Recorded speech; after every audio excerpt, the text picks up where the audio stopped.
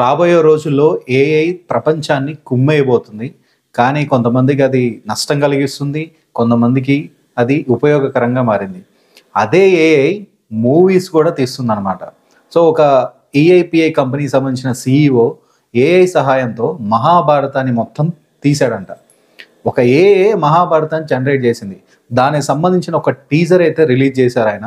అసలు ఎలా ఉందంటే సూపర్‌గా ఉంది. ఒకసారి మీరు చూడండి. ఎంట్రీలోనే అసలు 'బాహుబలి' రేంజ్‌లో పెట్టారు ఏఐతో. ఆ కుర్చీ గాని, మహాభారతంలో అంటే కుర్చీ కోసమే కదా మొత్తం కొట్టుకునేది. ఈయన భీష్ముడు అయి ఉంటారు. ఆయన epic beyond time 100% AI generated. ఈ క్యారెక్టర్ ఏంటబ్బా తెలీదు. సో, ఈమె క్యారెక్టర్ కూడా ఐడియా రావట్లేదు. Based on true events 7+ AI tools అయితే యూజ్ చేశారంట. I think దుర్యోధనుడా?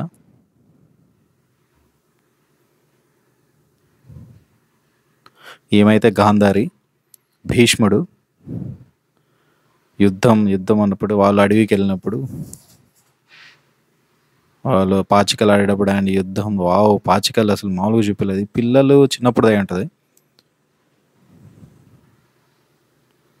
అసలు గ్రాఫిక్స్ ఏమన్నా ఉన్నాయి అసలు ఏఐ యూజ్ చేసి? ఎక్స్ట్రాడినరీగా ఉన్నాయి అసలు. ఇదేంటి ఏదో కడుతున్నట్టు అనిపించింది. ఆమె అయితే ద్రౌపది ఉరికే సీను. ఆంజనేయుడు అర్జునుడికి వరం ఇస్తున్నప్పుడు అది. భీష్ముడు, ఆ శ్రీకృష్ణుడు ఎంట్రీ మాత్రం వేరే లెవెల్లో ఉంది అసలు. ఎక్సలెంట్ అసలు. ఒక రియల్గా తీసినట్టుంది అసలు మహాభారత. ఓ సూపర్.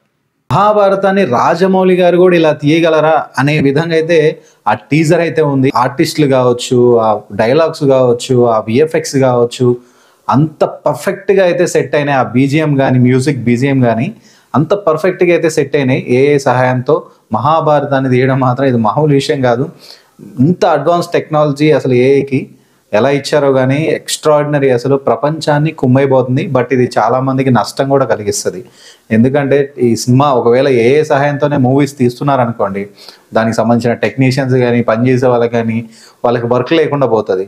సో, ఒక ఈఐపీఐ కంపెనీ సంబంధించిన సీఈఓ, ఆయన పేరు ఏదో ఉంది, నాకు అంత ఐడియా లేదు.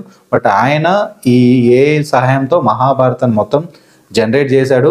దాన్ని ఒక టీజర్ లాగా కొద్దిగా అయితే రిలీజ్ చేశారు. సో, మనుషులు కానీ అంత గ్రాఫిక్స్ లేకుండా అయితే ఉంది.